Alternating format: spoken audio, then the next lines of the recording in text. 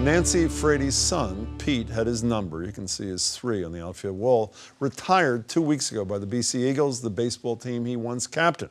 Back in 2012, as you know, he was diagnosed with ALS. 2 years later, he became the inspiration for the Ice Bucket Challenge, which has raised merely in the neighborhood of $250 million for ALS research.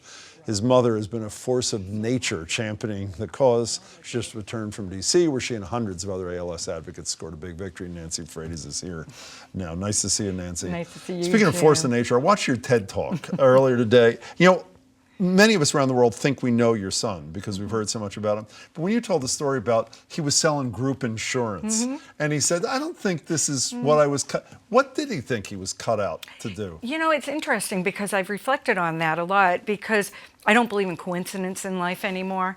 I believe he was feeling, you know, what you want to call it, the universe, a spirit, God, whatever that is for you. I think he knew that he had been groomed to be a leader. I think that he felt that he wasn't being the servant leader that he had always been. I think he thought he was going to go into the military. I think he was going to fight a war.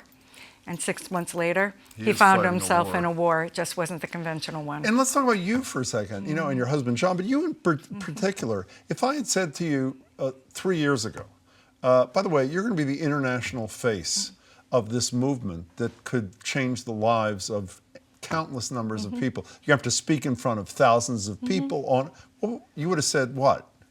I would have said, give it to me. You were ready for even before?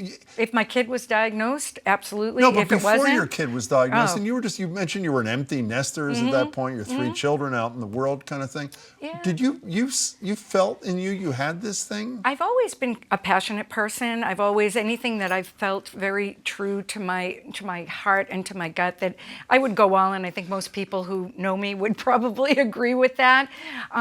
If it was something that I knew I could help others in the broad range that we're doing this, yeah, well, I would do it. I think you've proved that to be true. So his numbers retired at BC. He was there. How was that? What was that like? It was amazing, especially, you know, being a BC grad myself and spending many years on Shea Field, not only with, you know, baseball, but tailgating and being just a student there. And now to have that number 3 on the wall is a constant reminder of his courage and his inspiration. What did it mean to Pete himself? What did it mean Oh, to I think it's probably the highest accolade he's received. I think globally, I mean, we have trophies all over the place of things. We have Emmys, we have Cannes Gold Lions, we have, you know, Sports Illustrated trophies that he's received. But this is I think this is the one. I think his legacy is with these ball players. His inspiration will carry them to be the men that they should be. You know, my favorite photographs of your son, and I have met, everybody's got many, I feel like, is with his little kid, with Lucy. I mean, Lucy's almost 2, is she? Lucy's going to be 2 in August. Well, speak of the devil right there. Yeah, so those are my 3 granddaughters. My daughters, Addie and Freya, are my daughters too, and Lucy. And they're 3 sisters there, and their favorite thing to do is to jump in bed with Uncle Pete, and he puts on his Surface computer, most likely Frozen. Something princess-oriented will be on it, but they just snuggle, and Lucy, Daddy is Daddy. And you think it's prolonged his life? Oh, absolutely, and will continue to. Let's talk progress for a minute. Everybody knows the numbers, but I'll say them again. $3 million raised for ALS research the year before all this. Almost $250 million in just these 2 years. You go to Washington the other day, become lobbyist, the new Nancy Frates thing, and whatever it is, working with people like Seth Moulton, who's your congressperson, the senator also from Rhode Island. Bill was filed to do away with something that to me seems to be obscene, a 5-month waiting period to collect SSI for people suffering with ALS. Is that what this would do? It actually will. And what we've come to realize, and I've really been, something that's really awakened me, is these rare diseases are kind of thrown in with other diseases. And if the thing with the 5-month waiting period, it's so that there isn't fraud. So people get diagnosed and they want to wait to make sure they definitely have this. And our whole thing is, no doctor wants to give an ALS diagnosis. When you're given an ALS diagnosis, this isn't something off the cuff that happens. So you're Seth, hopeful that this is going to be the beginning of something of serious. that, yep, and also a couple of other pieces of legislation that need to be interpreted specifically for ALS because it is so unique. And is there progress on the research front? I know there was virtually no Very money. much Now there's, so. yeah.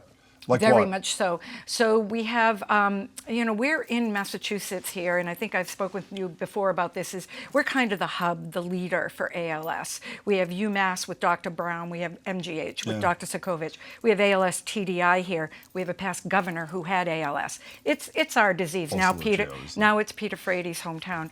And we are seeing a collaboration, which 4 years ago wasn't happening, and we are seeing movement, and now they're starting to actually talk in time frames. They think possibly within 4 to 5 years. What am I wearing, by the way? What is this thing you gave me? So this is an amazing thing. This is something that was started by my husband, knowing that Pete's love is baseball and college baseball specifically, and the NCAA has approved this wristband.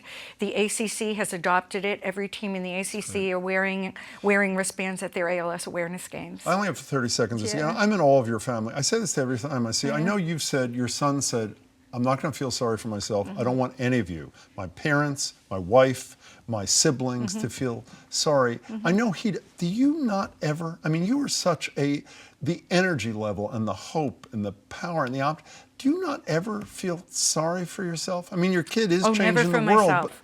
Never no? for myself. For Pete and all the other ALS patients on this journey, absolutely. And also, we're so blessed, Jim. Our support system is there every single day in texts, emails, donations, whatever it may be. There are so many others that don't have what we have. We're a very blessed family. And we're very blessed to have you around, thank Nancy. you Send so our much. best to your son Nice and to your see you family again. and Thank everybody you. else. Nancy Frates.